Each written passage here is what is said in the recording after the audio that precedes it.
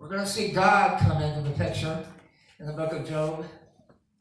And Job is going to challenge God. He's going to challenge God. And God's going to turn it right back around on him, of course. Job challenges God, and he starts where Job was. You know, every good teacher starts where their pupils are and brings them higher in thought. And Job and his friends, if you can call them friends, was always talking about the creation, and always talking about God's creative power. And, excuse me.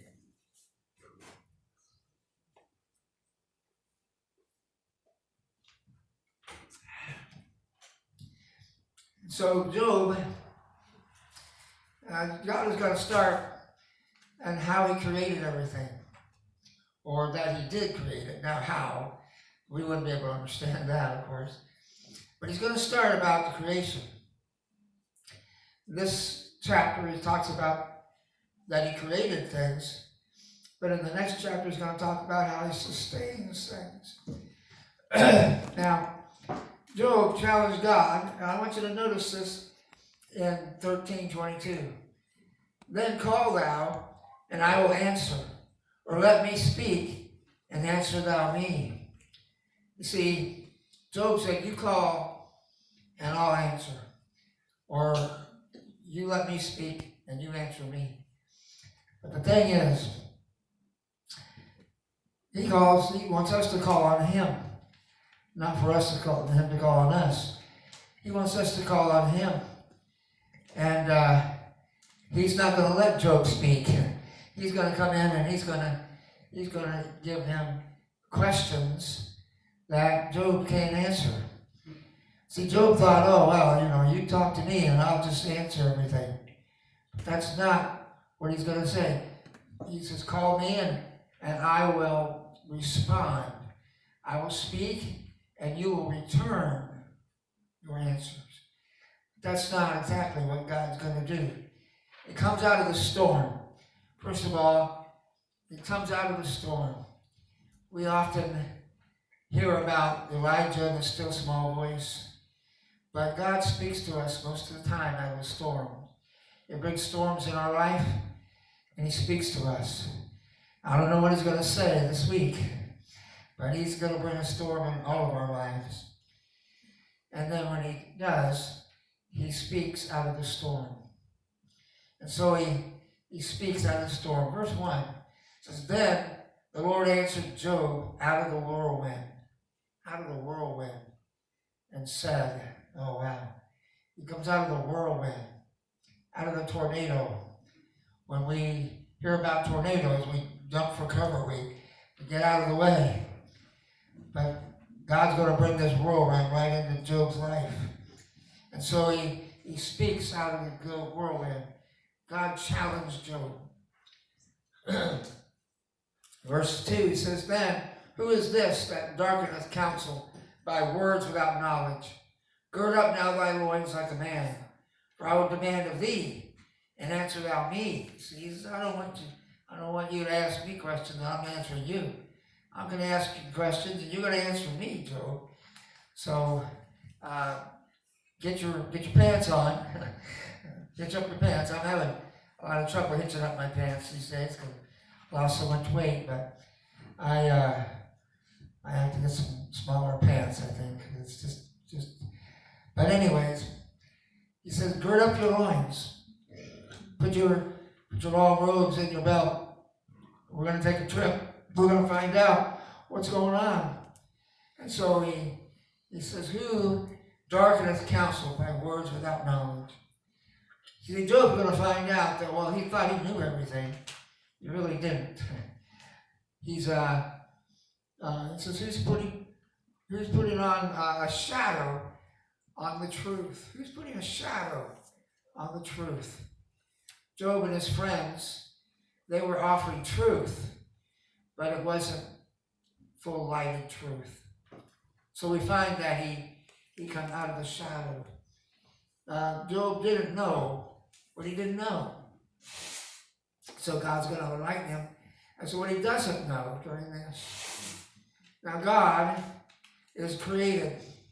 He's created, first of all, where wast thou when I laid the foundation of the earth? Declare if thou hast understanding.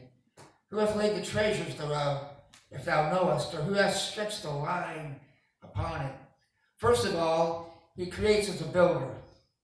He creates as a builder. Now, when you and I, we go out and find a nice stretch of earth, and we level it, and we plumb it. We put the plumb line on it, and we build a building that's square. Now, if you live in an old building, like most than I do, nothing is plumb. Nothing is plumb. And God, what we see, we take the earth, and we take the measurements that the earth gives us. But God, he stretched out the earth on nothing. How did he do it? How did he make it square? But he did. He stretched out the earth on nothing. And he stretched the line upon it. Not only did he stretch the line, but he put the foundation on nothing. You and I, we got to dig down. We got to put concrete and stuff in there. We got to make something solid to put the building on. But God put this foundation on nothing. And yet it's solid. More solid than concrete. More solid than anything. This world has been here all these years. And yet it's on nothing. And so God says, where were you when I did that?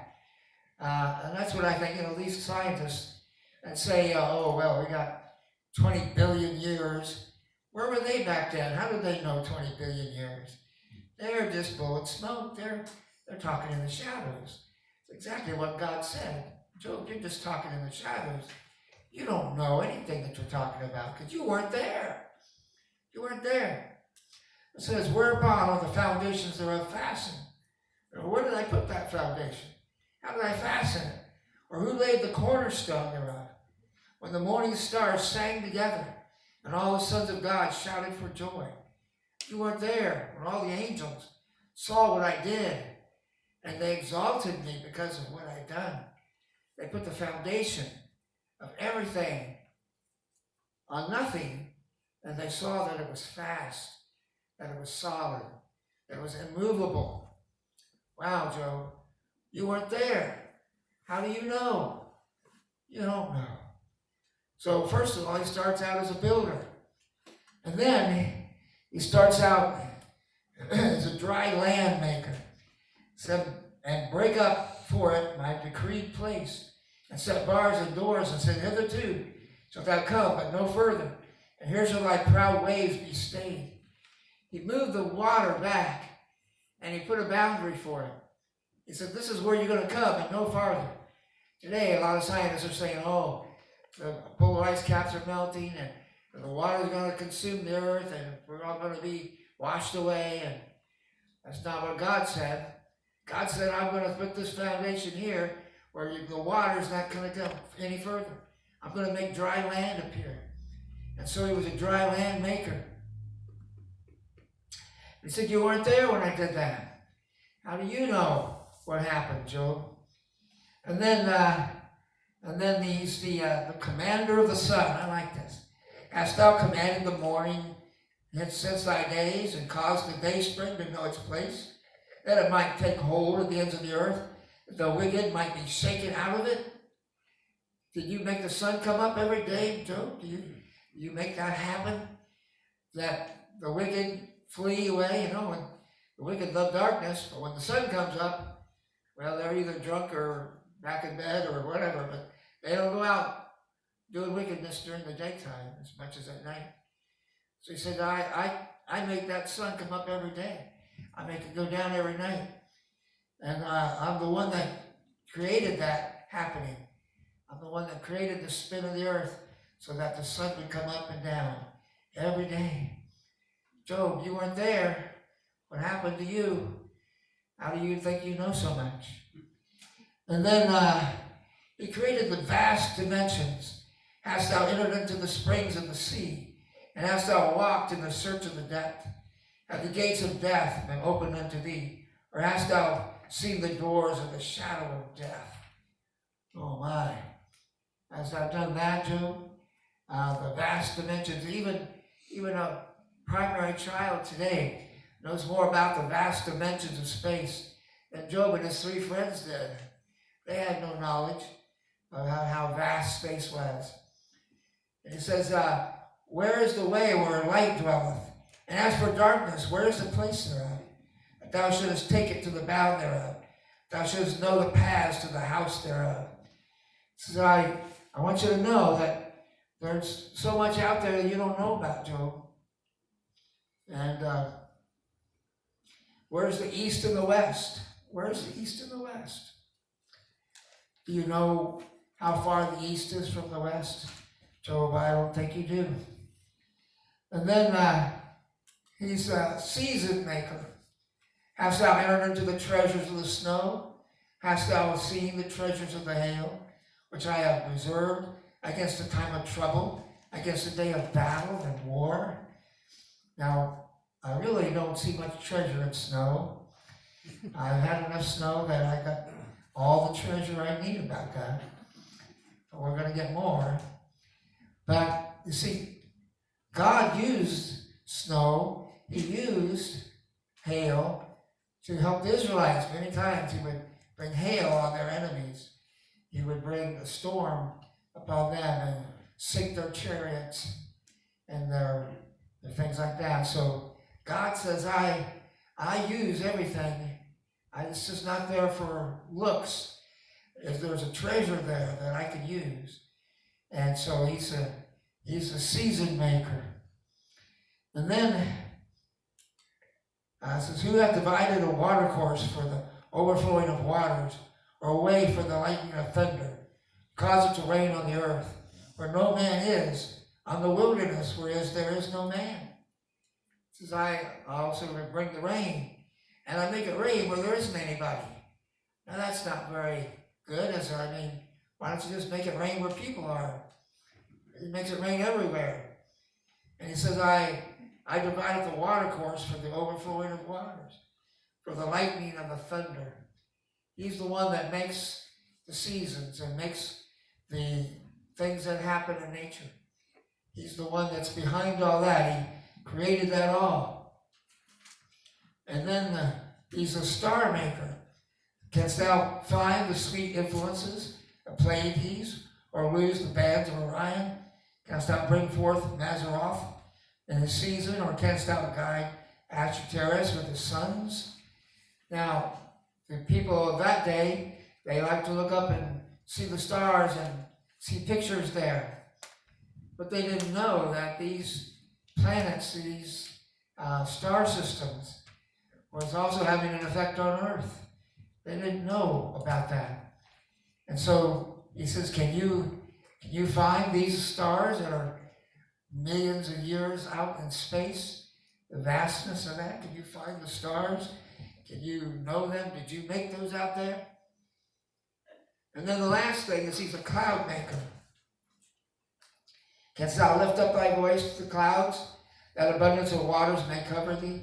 Canst thou send lightnings that they may go, and say to thee, here we are? Do the clouds come to you, Job, and say, what do you want us to do today, Job? Where do you want us to go? And I do. And so Job found out that he was full of pride. He found out that he needed to be humble before God. He thought he knew everything, but he didn't. And so we have to also realize, sometimes, man, we think we're in charge. God's going to bring this storm this week to tell us we're not in charge. We're going to be not in charge, definitely.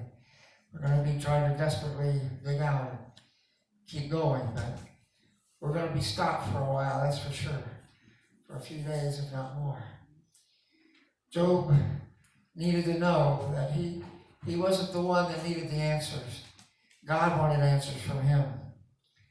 And so sometimes we think we want God's answers. Why is God allowing this to happen to me? Why is God doing this?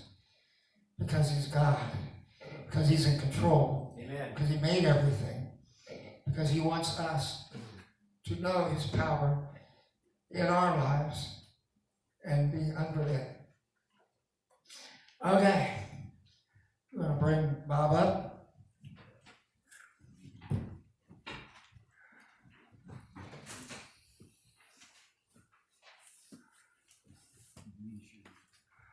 There it is. Yeah, that's right there.